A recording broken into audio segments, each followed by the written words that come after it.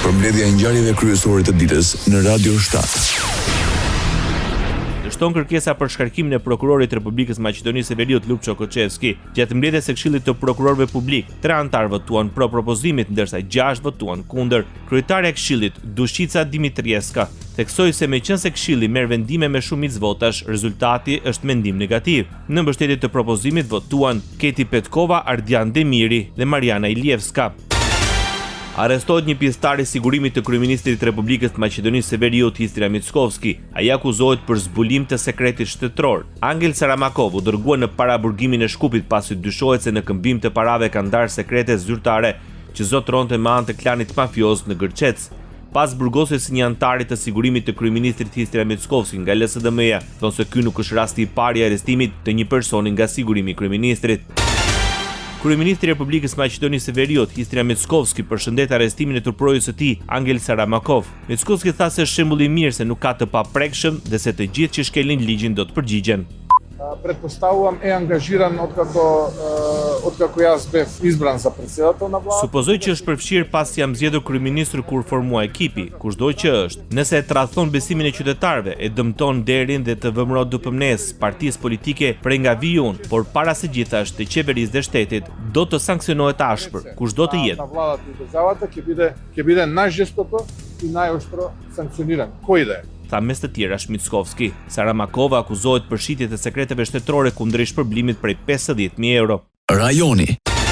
Kosova dhe Britania e Madhe do të shqyrtojnë një marrëveshje të mundshme në fushën e mbrojtjes dhe ekonomi. Lajmi u bë i ditur gjatë një konferencë për media pas takimit të presidentes Osmani me sekretarin e përgjithshëm në Mbretërinë e Bashkuar. Ndër të tjera i deklaroi se ndërsa të dy vendet janë angazhuar për të rritur shpenzimet e mbrojtjes, ka shumë që mund të bëjnë së bashku gjatë kësaj periudhe. Ndërsa presidenti Osmani përshëndeti përkushtimin e Britanisë së Madhe për furnizimin me armë të Kosovës, duke theksuar se kjo do të rrisë sigurinë e Kosovës, duke përfituar të dyja vendet. Presidenti i Kosovës ka bërë të ditur se ka diskutuar gjëre gjatë mbi lajmin, i cili ka mirëpritur idenë e një thellimi të bashkëpunimit. E mirëpresim gjithnjë angazhimin e Ministrisë së Mbrojtjes së Mbretërisë së Bashkuar, edhe sa i përket eksportit të armëve në Kosovë. Ky hap do të kontribuojë jo vetëm forcimin e sigurisë sonë, por edhe në avancimin e industrisë së mbrojtjes së Britanisë së Madhe. Osmani tha se autoritetet e Kosovës janë të përkushtuara për të punuar me ato britanike për t'i dhënë formë marrëveshjes që ajo të nënshkruhet sa më parë. Kam bërë propozimin për lidhjen e marrëveshjes për qëllimin strategjik të bashkëpunimit ndërmjet Republikës së Kosovës dhe Mbretërisë së Bashkuar, që në veçanti do të mbuloj fushën e mbrojtjes dhe fushën e ekonomisë. Kosova do të mirëpres përmes forcës së sigurisë ushtrimin më të madh ushtarak në Europë, Defender Europe 25 Immediate Response. Përmes një postimi në rrjetin social Facebook, ministri i Jug Maqedonisë sqaroi se realizimi i tij do të jetë i suksesshëm. Pas vizitës së zhvilluar së bashku me komandantin e FSK-s, general-lejtnant Bashkim Jashari, Maqedonsi informoi mbi vizitën në Mnell të Shqipërisë, ku dhe përgatiten pjesëtarët e FSK-s. Vizituam ushtarakët tanë, konkretisht togun e mortajave të regjimentit të 3 të Këmbësorisë. Kjo njësi po zhvillon stërvitjen e qitjes me mortaja 120 mm në kuadër të ngritjes së aftësive luftarake të FSK-s dhe përgatitjeve për ushtrimin Defender Europe 2025, shkruan e Jug Maqedonsi, ministri i mbrojtjes i Kosovës. Britania bën thirrje për krijimin një kohe sa më të shkurtër të qeverisë në Prishtinë. Sekretari i Jashtëm të Mbretërisë së Bashkuar, David Lammy, në konferencën e përbashkët për shtyp me presidentin e Kosovës, Vjosa Osmani, deklaroi se qeveria e re është e rëndësishme në këto momente të vështira. I welcome the positive progress that you've made in your electoral progress in February, and I hope that here in Kosovo we will swiftly move to form a new government. Unë e mirëpres për parimin e madh që keni bërë në avancimin tuaj në shkurt dhe shpresoj që ne këtu në Kosovë të angazhohemi për të ndërtuar një qeveri të re, e cila është e rëndësishme në këto momente të vështira. Pra, nuk jam kthyer vetëm si mik, por jam kthyer me një ndjenjë shumë të fortë se Mbretëria e Bashkuar vazhdon të luajë rolin e saj të rëndësishëm si partner dhe mik i ngushtë i këtij vendi. Mes të tjerave u ndal në nevojën për normalizimin e plotë të marrëdhënieve ndërmjet Kosovës dhe Serbisë. Including by making progress to integrate Kosovan Serbs and engage vigorously in the EU-led dialogue. I was very pleased të kemi dialog dhe përparim që funksionon për njerëzit e Kosovës dhe Serbisë. Ai shpreson që qeveria e ardhshme të trajtojë të gjitha nevojat e qytetarëve duke përfshirë përparimin në zbatimin e marrëveshjes bazë dhe aneksit të Ohrit dhe u angazhua fuqimisht në rrugën drejt sigurisë së plotë në Bashkimin Evropian. Presidenti e Kosovës Vjosa Osmani i angazhohet të thrasë ancën konstituive të kuvendit. Një prononcim për mediat kryeushteti kërkoi që procesi të përfundojë brenda fateve të përcaktuara nga kushtetuta. Përgjithësitë e mia kushtetuese janë që ta thrasë këtë seancë konstituive, besoj që nga dita e certifikimit të rezultateve deri në momentin kur bëhet seanca konstituive, vetë se ka kohë të mjaftueshme për partitë politike që t'i kryejnë diskutimet e nevojshme. Partive politike i uroj sukses Kuvendit Republikës së Kosovës që ai proces të shkojë sa më mirë, që është e mundshme dhe që konstituimi të kryhet me atë datë. Në lidhje me debatet për krijimin e koalicioneve para dhe pas zgjedhore, presidentja pretendon se këto janë çështje partijake. Mirë, po siç e dini, si presidente s'kam të drejtë vote, dhe pavarësisht se në të kaluarën mund të ketë pasur president që janë përzier në çështje të koalicioneve, unë i konsideroj ato çështje partijake, që sipas kushtetutës nuk janë detyre imja, por jam besim plot që institucionet përkatëse, në këtë rast deputetët e Kuvendit të Kosovës, do të bëjnë çmos që kjo të jetë seancë e suksesshme. Nën kryetari vetëvendosjes Glau Konjusa shpreson në krijimin një kohë sa më të shkurtër të qeverisë së re. Konjusa është e bindur se vetëvendosja i ka numrat për të qeverisur vendin. Gjithçka pritet sipas tij është që shumë shpejt të themelohet qeveria e Republikës Kosovës në parlament. Vetëvendosja arriti të marrë shumicën për të qeverisur e vet me vendin, por jo që të garantojë një shumicë absolute. Sipas KQZ-s në Kosovë, vetëvendosja ka 48 mandate deputetësh, PDK 24, LDK 20, Lista Serbe 9, Alianca për Ardhmërinë e Kosovës dhe Nisma 8 mandate. Iniciativa e re Demokratike e Kosovës 1 mandat dhe partitë e minoritetit nga 1 mandat. Kryetari i AKR-s Bexhet Pacolli paralajmëron ngritjen një skeme mashtrimi përmes emrit të tij. Pacolli informon se një person i panjohur ka përdorur fotografinë e tij dhe përmes teknologjisë digjitale ka imituar dhe numrin e telefonit të tij. Ai bëri të ditur se ky person ka kontaktuar disa nga miqtë e tij duke u kërkuar para me justifikimin se i duheshin urgjentisht në Tiranë. Kërkesat kanë qenë për shuma të mëdha nga 10 deri në 95.000 euro. Pacolli tregon se disa persona kanë rënë prej mashtrimit. Për këtë ai kërkoi bashkëpunim për identifikimin dhe kapjen e autorëve. Ministri i Punëve të Brendshme të Kosovës, Xhela Zveçla, premton mjedis të sigurt për të gjithë qytetarët. Reagimi erdhi pas shpërtimit të një granate dore në një nga zyrat e postës në Zveçan. Përmes rrjeteve sociale, Zveçla deklaron se shteti do të vazhdojë të veprojë me vendosmëri për të siguruar që të gjithë qytetarët pa dallim. Radio 7, zëri pozitiv i qytetit.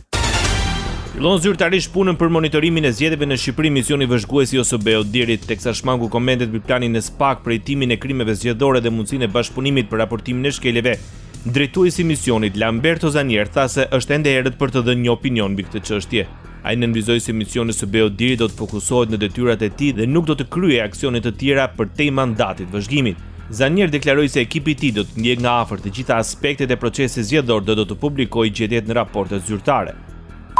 As to findings during the operation, we need to stick to the process. Atëherë, sa I përket gjetjeve që ne do të kemi, ne do të qëndrojmë mënyrës se si ne operojmë gjithmonë. Pra gjitha gjetjet tona do të përfshihen në raportet tona. Ne nuk jemi këtu si mision për të kryer funksione apo detyra të tjera. Sigurisht që jemi shumë të angazhuar për të bashkëpunuar me autoritetet në vend.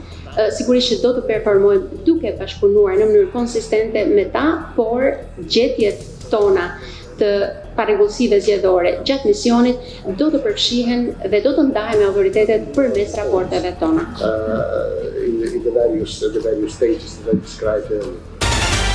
Lehtësojnë kushtet për udhëtimin e shqiptarëve drejt Maqedonisë së Veriut, duke filluar nga data 1 prill. Qytetarët kanë mundësi të lëvizin me policën e sigurimit, karton jeshil me afat 1 vjeçar me çmimin e reduktuar prej 50 euro. Kjo është masa e dytë që ndërmerret një akt të shkurtër kohor për lehtësimin e lëvizjes së qytetarëve shqiptar drejt vendeve kufitare, pas hyrjes në fuqi më një shkurt 2025 të policës së sigurimit, karton jeshil 1 vjeçar me malin e zi. Bazuar në vendimin e Byros Shqiptare të Sigurimeve, qytetarët shqiptar mund të pajisen në të gjitha pikat e shitjes së shoqërive të sigurimit me policën e sigurimit karton jeshil për autovetura me vlefshmërinë 12 mujore me çmim 50 euro, e cila mbulon territorin e Maqedonisë së Veriut. Rruga Ndrojq-Plepa në Shqipëri pritet të ketë një profil turistik. Në këtë mënyrë komentoi kryeministri punimet për riabilitimin e këtij aksi rrugor. Gjatë inspektimit, shefi i qeverisë informon se kjo rrugë do të shërbejë më shumë agroturizmit në zonë, që sipas Ramës po shtohet çdo ditë. Zhvillimi i turizmit do jetë shumë pozitiv edhe për ekonominë e qytetit, edhe për ekonominë familjare këtu, pasi është një zonë që do përfitojë shumë nga rritja e turizmit dhe nga flukset që shkojnë drejt Tiranës apo Durrësit. Krahas rrugës Ndrojq-Plepa, kryeministri Edi Rama shpërndan pamje nga kantieri i autostradës Tiranë-Durrës. Ai premton shndrimin e saj në një autostradë të kategorisë A duke lehtësuar qarkullimin e automjeteve. Mirëmëngjes dhe me kantierin e superstradës Tiranë-Durrës, e cila po shndrohet në një autostradë të kategorisë A, çka do të lehtësojë ndjeshëm qarkullimin e automjeteve të panumërta në këtë aks, do të jap Tiranës një hyrje ende më dinjitoze. Ju uroj një ditë të mbar, shkruan kryeministri Edi Rama. Bota. Pas nënshkrimit të marrëveshjes mes Shqipërisë, Kroacisë dhe Kosovës, Serbia nënshkruan paktin e bashkëpunimit ushtarak me Hungarinë. Marrëveshja u firmos nga ministri serb i mbrojtjes Bratislav Gašić dhe homologu hungares Krzysztof Salai Bobrovnicki. Presidenti serb Aleksandar Vučić e cilësoi marrëveshjen me Hungarinë si më të zhvilluar në rajon, raportojnë mediat serbe. Elementet kyç të këtyre marrëdhënieve janë bashkëpunimi ushtarak, i cili reflektohet nëpërmjet zbatimit të shërbimeve shumëkohshme, bashkëpunimit ushtarako-teknik dhe në fushën e prokurimit të sistemeve të armatimit. Aleksandar Vučić paralajmëron me zgjedhjet parakohshme. Presidenti serb tha se dështimi i krijimit të qeverisë së re brenda 30 ditëve nga dorëheqja e kryeministrit të tij do ta çojë vendin në zgjedhjet e reja. Miloš Vučević dha dorëheqjen dhe procedura është se dorëheqja e tij duhet të ratifikohet nga parlamenti. Pasi të konfirmohet dorëheqja e kryeministrit Vučević, fillon një afat kohor 30 ditor gjatë të cilit duhet të kryen procedurat e nevojshme për zgjedhjen e një qeverie të re. Nëse brenda 30 ditëve nuk formohet qeveria, shpallen më njëherë zgjedhjet, u shpreh presidenti serb. Aleksandar Vučić tha se stabiliteti vendit është në kërcënim, pasi kryeministri Miloš Vučević njoftoi dorëheqjen për të qetësuar tensionet në një val protestash kundër qeverisë. Demonstratat u ngritën pas shembjes së çatisë në një stacion e kurrëdor në qytetin e Novi Sadit, ku 15 vet ndëruan jetë nëntorin e kaluar. Gjermania nis dislokimin e parë të trupave të saj jashtë vendit që nga përfundimi i luftës së dytë botërore. 5000 ushtar gjerman pritet të vendosen në Lituani. Përmes tij synohet forcimi krahut lindor të NATO-s në përgjigje të luftës së Rusisë kundër Ukrainës. Brigada e 45 e blinduar e sapo krijuar u aktivizua zyrtarisht gjatë një ceremonie jashtë Vilnius. Njësia do të jetë plotësisht funksionale deri në vitin 2027 dhe do të bazohet në një kompleks të ri ushtarak. Deri atëherë, trupat do të veprojnë jashtë bazave të përkohshme lituaneze. Plani përfshin jo vetëm forcat e vijës së përparme, por dhe njësi mbështetëse të tilla si një qendër mjekësore, kompani sinjalizuese dhe ekipe mbështetëse komanduese. Ndoqët edicionin informativ të lajmeve në Radio 7, zëri pozitiv i qytetit.